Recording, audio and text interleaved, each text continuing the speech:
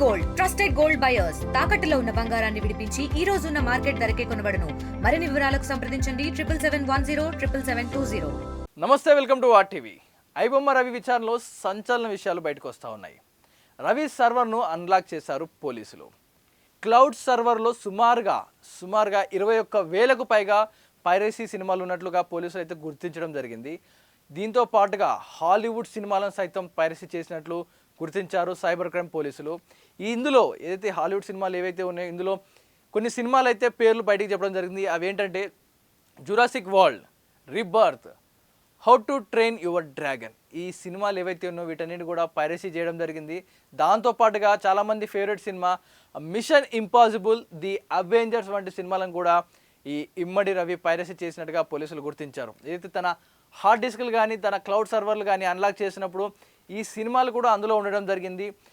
ఐబొమ్మ వెబ్సైట్లో మనం రీసెంట్గా అలా సినిమా పోస్టర్లు కనపడుతూ ఉంటాయి. అందులో ఏవే సినిమాలు అన్నీ మనకు లిస్ట్ కనిపిస్తూ ఉంటాయి. ఆ పోస్టర్స్ థియేటర్ రిలీజ్ అయిన నెక్స్ట్ ఫ్యూ అవర్స్ ఆర్ 1 డేలోనే ఇందులో ఐబొమ్మలకు వచ్చేస్తూ ఉంటాయి.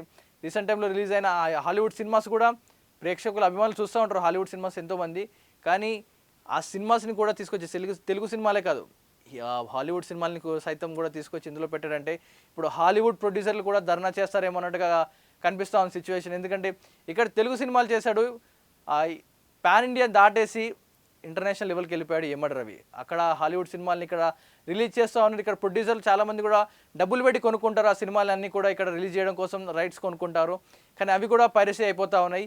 ఈ పైరసీ వెబ్సైట్ కోసం డేటా నిర్వహణ వాటి విధానాలపై కూడా పోలీసులు ఆరాధిస్తూ ఉన్నారు. ఇప్పటికే 21,000 పైగా సినిమాలు ఉన్నాయి అతని సర్వర్లో అండ్ హార్డ్ డిస్క్లో సేకరించడం జరిగింది. ఈ ఐబొమ్మ ఈ పేరు ఎందుకు వచ్చిందో చాలామంది కూడా ఒక అర్థం కాకపోవచ్చు. కొంచెం నేను వివరించే ప్రయత్నం చేస్తాను. చాలామంది ఈ సినిమాని బొమ్మ అంటూ బొమ్మ చూసావా అంటూ కూడా పిలుస్తూ ఉంటారు. ఏదైతే ఇమ్మడి రవి విశాఖపట్నం వాస్తవ్యులు కాబట్టి విశాఖపట్నంలో సినిమాని బొమ్మ అని పిలుస్తారంట. సో ఆ బొమ్మని ఇంటర్నెట్లో చూస్తూ ఉన్నారు. Internet I for internet, so తెలుగులో ఈయన బొమ్మని పిలుస్తాడు. సో ఇంటర్నెట్లో బొమ్మను చూస్తున్నాం కాబట్టి బొమ్మ అని పెట్టుకున్నాడంట తన పేరుని.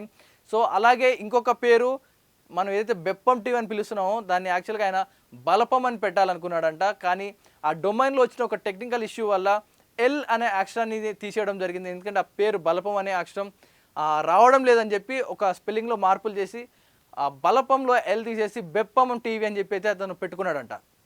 చూడండి అతను తెలివి, చుట్టుపక్కల ఉన్న వస్తువులు వాడుకొని ఏదో సృష్టించినట్టు చాలా ఈజీగా వెబ్సైట్లు క్రియేట్ చేసుకోవడం తన అనుకూలంగా మార్చుకున్నాడు.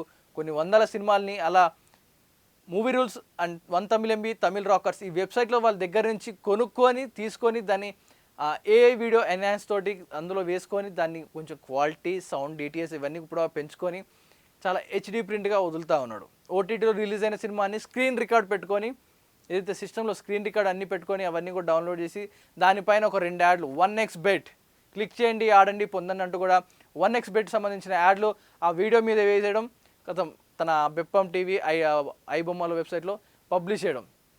సో సింపుల్గా మీరు చూడడం వల్ల అతనికి ఏం రావట్లేదు, కానీ ఆ 1x బెట్ ప్రమోట్ చేయడం వల్ల అతనికి కోట్ల డబ్బులు వస్తూ ఉన్నాయి. మీరు క్లిక్ చేసిన ప్రతిసారి మీ డాటా అతని దగ్గర ఏదైతే 1x బెట్ సంబంధించి కానీ మిగతా ఇమ్మడి రవి దగ్గరికి మీ యూజర్ డాటా అయితే వెళ్ళిపోతూ ఉంది. మీ అందరి డాటా సేవ్ చేసి పెట్టుకున్నాడు.